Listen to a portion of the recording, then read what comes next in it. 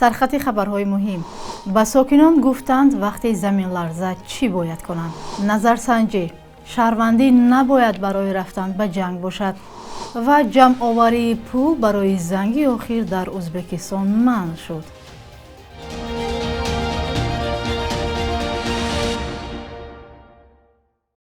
سلام بیننده های عزیز، امیدوارم خوبید و نویدی بامدادی را تماشا دارید. امروز چهارشنبه 17 می است. امامعلی رحمون رئیس جمهوری تاجیکستان با سفر دولتی به جمهوری چین رفته است و در آنجا در نشست سران 5 کشور آسیای مرکزی و چین اشتراک خواهد کرد. در سفر او را رهبران بعضی از وزارت و اداره های دولتی همراهی دارند.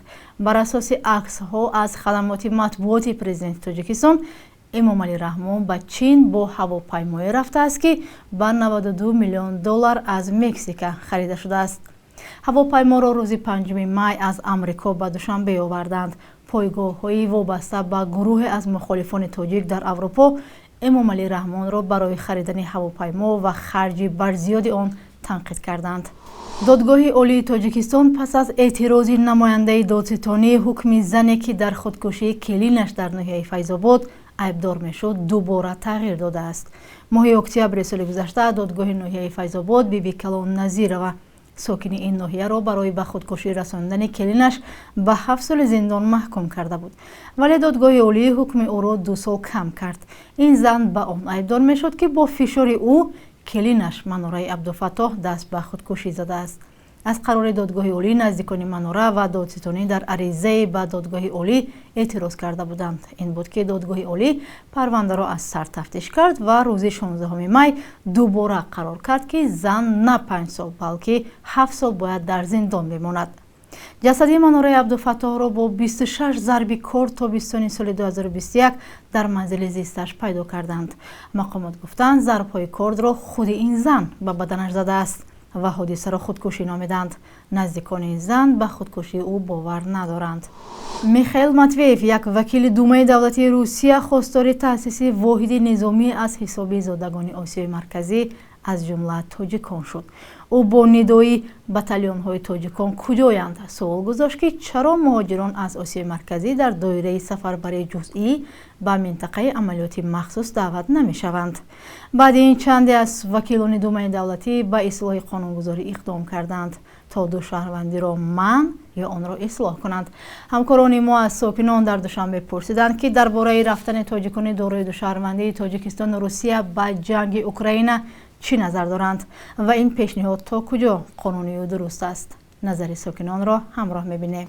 تماشا نکردیم چی گفتند چی نگفتند، لیکن طرفدار آن نیستم که مقصد شهروندان جمهوری تاجیکستان بیرون از جمهوری تاجیکستان در یگان جنگ ها یا که یگان معرکه‌های سیاسی اشتراک داشته باشند.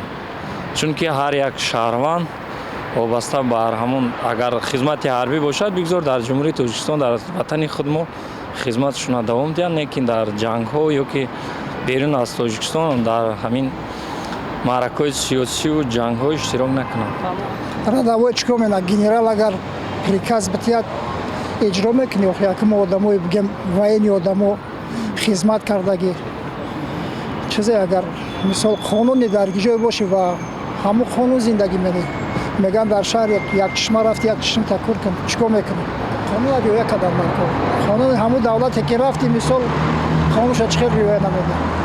قانون ریوه نمیکنه و دیگه یا دپارتاسیت میکنه یا که با درغت میکنه. فکر عقیده ما که اکنون که شهروندان مهاجرایی که در تاجیکستان با مهاجری شهروند مسکو میروند خوبش که امی با فکر ما که نروند در کار نیست همینجا تاجیکستان در کار زندگی فعالیت کنند خوبای کار میآوند زندگیشون در سومشون همین موج را برسه با فکر ما که نروند برای که میروند یکم زندگی خودشون از دست میتیند با فریبای همو مردم آموخته میشوند از زندگی برباد میشوند با فکر ما که درست نیست. ما شغلم قد شهروندی نیستیم که چیز شخصی مونه هر وقت شهروند شدی باید برای خود خون یوخی خون باید برای یوخی چی نمیره وقت شهروند شدی تو مثال انا تو همه مثال بایورا مثال قرار میگیری مثال جوابگری را یو که مثال انا وای حس میکنی سلام نو باید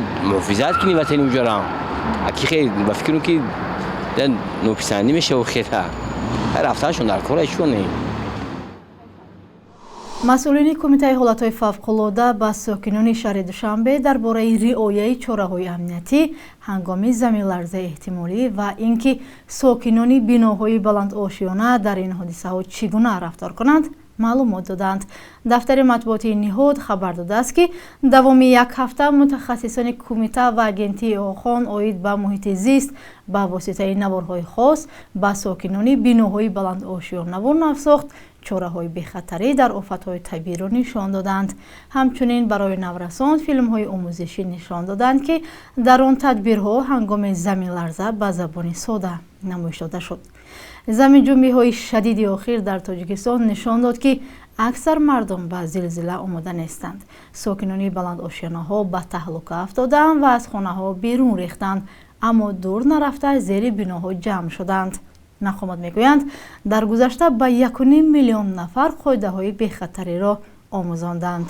нозироти маорифи ӯзбекистон хабар додааст ки дар мактабҳои ин кишвар сизонидани пул аз волидони хонандагон барои чорабиниҳои занги охир ва имтиҳонҳо манъ аст.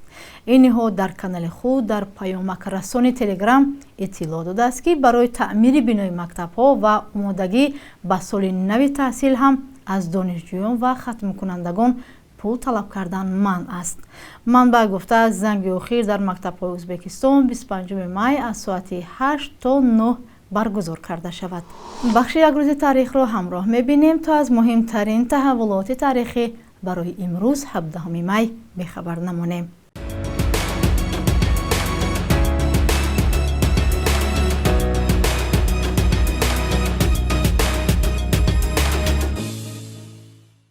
ҳаштдаҳуми май дар таърихи иттиҳоди шӯравӣ як санаи фоҷиабор аст.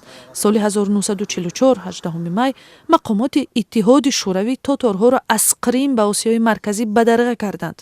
200,000 нафар бадарға шуда буданд, вале бештари онҳо дар роҳ ҷон доданд. танҳо дар давраи перестройкаи Михаил Горбачёв бисёри тоторҳо тавонистанд ба макони бобои худ баргарданд. баъди ишғоли Қрим аз ҷониби Русия дар соли 2014 тоторҳои Қрим аз поймол ва маҳдуд шудани ҳуқуқи милливу фарҳангии худ шикоят мекунанд. 18 май рӯзи бузургдошти Умари Хайём, яке аз бузургтарин донишмандону шоирони форсу тоҷик аст ки соли 1048 дар Нишопури Эрон таваллуд шудааст. ӯ дар умри 84 солаш дар шаҳрҳои Балху Самарқанду Бухоро, Исфаҳон ва Марв ки ҳоло дар қаламравҳои Афғонистону Ӯзбекистону Туркманистону Эрон ҳастанд зиндагӣ кардааст. осори Умари Хайём ки маъруфтарин рӯбоигӯи форсу тоҷик дар ҷаҳон аст, то имрӯз ба даҳҳо забони дунё тарҷумаву бознашр мешавад. 18 май рӯзи байналмилалии осорхонаҳо аст ва дар Тоҷикистон ҳам солҳои охир расм шудааст ки ба ифтихори ин рӯз шабе дар осорхона барпо шавад. тамоми шаб дари музеиҳо дар бисёр кишварҳо барои тамошобинон боз мешавад ва мардум ройгон метавонанд осори таърихиву фарҳангиро тамошо кунанд.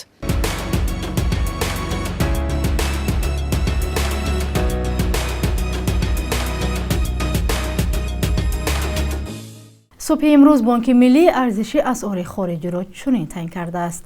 $100 амрикоӣ 1091 сомонӣ, 100 евро 1188 сомонӣ ва 1000 рубл ба 136 сомонӣ баробар аст. ин қурби расмӣ аст ва аз бонкҳои тиҷоратӣ фарқ мекунад.